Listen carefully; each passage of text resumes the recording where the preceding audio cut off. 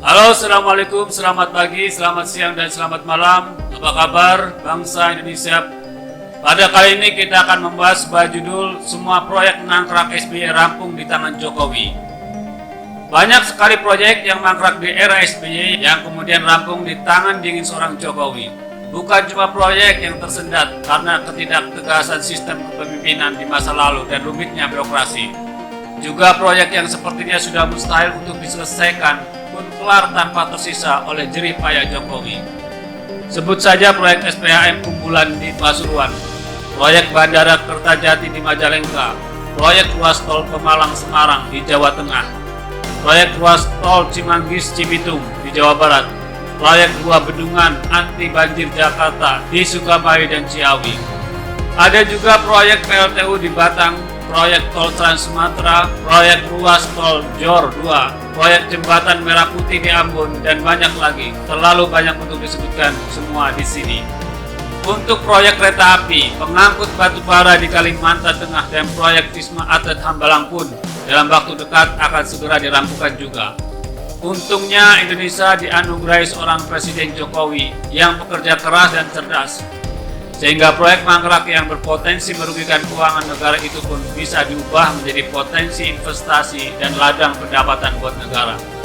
Namun ada saja proyek mangkrak SBY yang sepertinya akan sulit bagi Jokowi untuk menggarapnya juga, yaitu proyek SBY ingin anaknya menjadi pejabat di negeri ini. Sejak ditarik dari kesatuannya di militer dan patut diduga dipaksa masuk ke kontestasi Pilgub DKI Jakarta, AHY adalah salah satu proyek SBY untuk kelak menjadi penerusnya di dunia perpolitikan tanah air. Dengan diikut sertakan tanpa angin dan hujan sebagai calon gubernur di DKI, SBY ingin agar AHY bisa menjadi salah satu anak bangsa yang berkecimpung di dunia birokrasi. Namun apalah daya, proyek itu pun langsung gagal pada langkah pertama. Tidak patah arang, SBY lalu menempatkan sebagai ketua Kogasma di partai. Ini pun sepertinya tidak berhasil kalau dilihat dari perolehan suara partai pada pilkada terakhir. Namun bukannya sadar bahwa proyek kali ini pun bakal mangkrak, SBY justru memaksa kehijauan seorang AHY untuk segera menjadi kuning matang. Terserah mau disebut matang karbit, matang dikit ulat, bodo amat. Yang penting AHY kemudian menjadi ketua umum sebuah partai. Dengan demikian SBY berharap Jokowi mau melirik, ya barangkali posisi menteri lah, atau kalau nggak ada wakil menteri pun jadilah.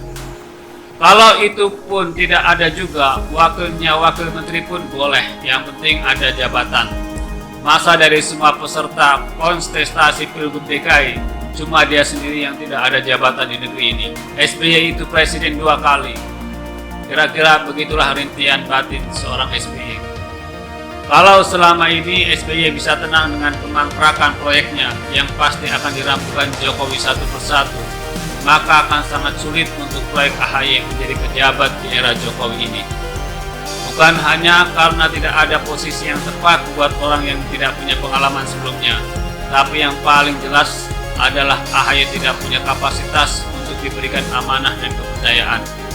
Tidak usah jauh-jauh, hanya di era kepemimpinan di Partai Demokrat, partai yang tadinya begitu solid, bahkan saat diterpa tragedi generasi terkorup pun masih mereka tetap solid. Tapi kenapa saat AHY ketua umum malah terjadi gonjang-ganjing? Bukan cuma ancaman dualisme kepengurusan, musnahnya Partai Demokrat dari peta perpolitikan pun bisa saja terjadi kalau AHY tetap tidak menyadari bahwa solusi internal partainya bukan otot-ototan, tapi rangkul-merangkulan. Tetapi tentu seorang AHY akan sulit mengerti, karena memang dia belum saatnya untuk mengerti.